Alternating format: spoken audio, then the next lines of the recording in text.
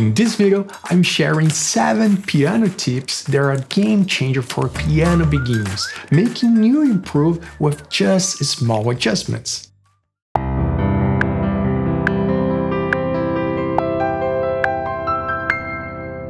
These aren't the usual practice slowly tips that you typically find. I'm talking about useful techniques to help you improve faster with less frustration. Let's dive in.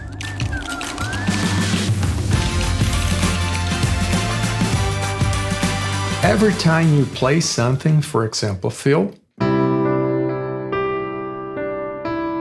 play the same fill in different octaves, forcing your hands to jump around. For example, I'm playing this fill over the C major chord, C, E, G with C.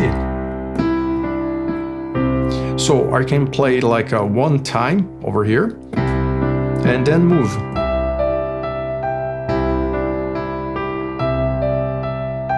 Or even change the chord progression. For example,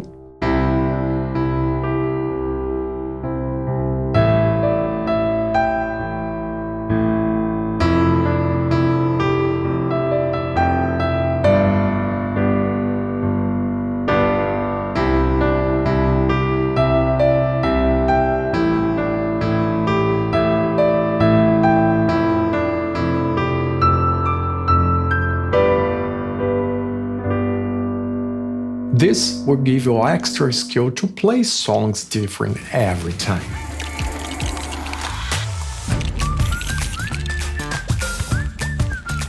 Chord affirmation is the technique that works so well in the most of the situations. For example, when I'm playing a chord, C major, C, E, G, chord affirmation is when I move the same notes around over the piano. I have the C major. When I move this C over here, I have C, and I move this E over here, making those inversions. So C major, also C major, also C major. But the way you play those inversions that make the chord affirmation. For example, if I play the C major and then start to moving, I have the affirmation. And by the way, for a local piano course, especially for beginners, I'll leave the link of my course in the description down below. And the best part of the chord affirmation, it's because you're playing 2 skills at the same time: inversions and rhythm patterns. For example, in this song, I can play like this,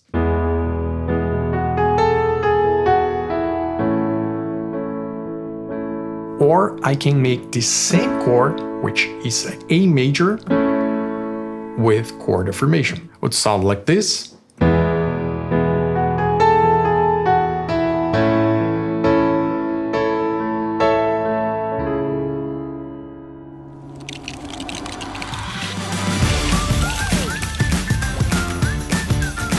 The sustain pedal is something we're going to use 99% of the time, because it's responsible to connect the sounds. When you play chords, for example, C major, and then move to F without the pedal, will sound like this.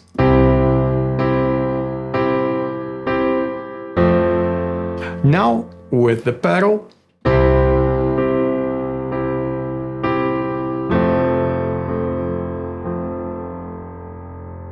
and you can use this pedal in 2 different ways.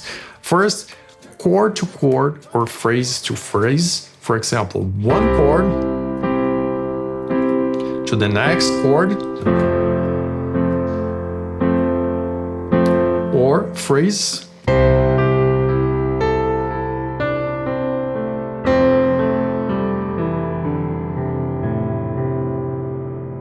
or when you notice this sound becoming unclear.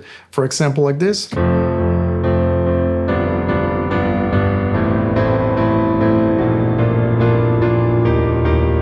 It's too muddy, too much sound, too much things that are connected. And how do we know? Just play the song and try to make those connections without the muddy sound.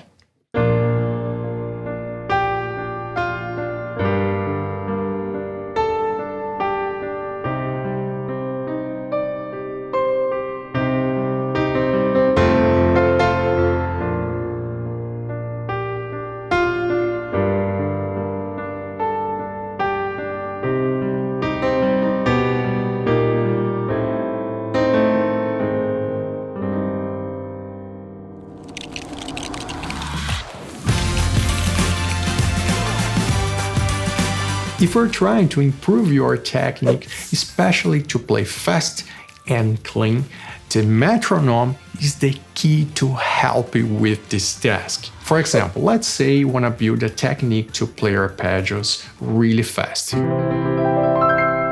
The best way is to use the metronome to help your brain make those connections, play really slow, and then increase your speed, like 5 or 10 BPMs at a time.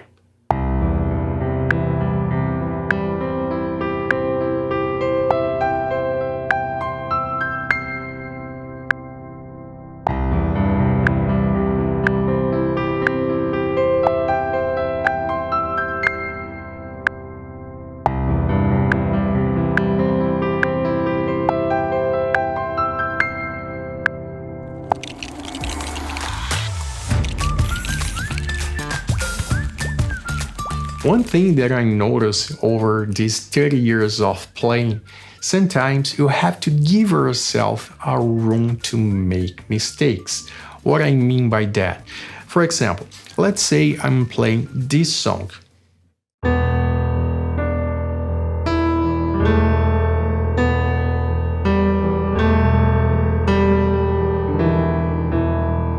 At some point, I want to do some improvisation, like this.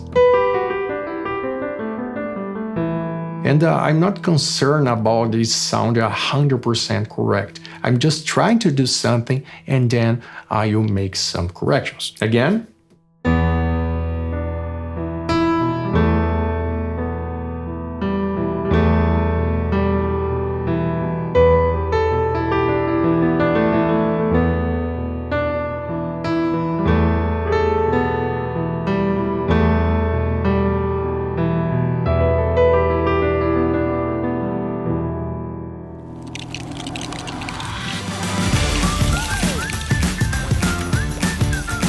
Track down everything you are doing on the piano by just having a practice journal. Doesn't matter if it's going to be on paper or digital. Start with the date, what you are doing, the metronome BPM, if that's the case, and then add some comments to give yourself some reference. This simple thing definitely will help you to achieve your goals.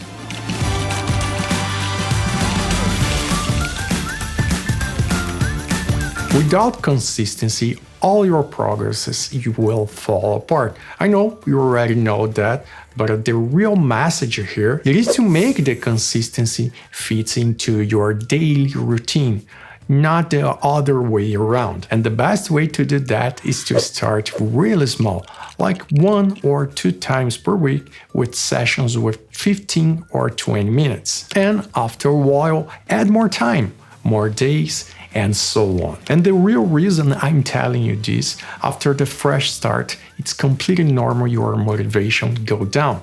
So you have to be prepared for that. You have to be a plan to keep going and to keep yourself on track. And by the way, if you need help with that, to keep going, to make more with less effort, just click on this video here. So thank you for watching and I see you in the next tutorial.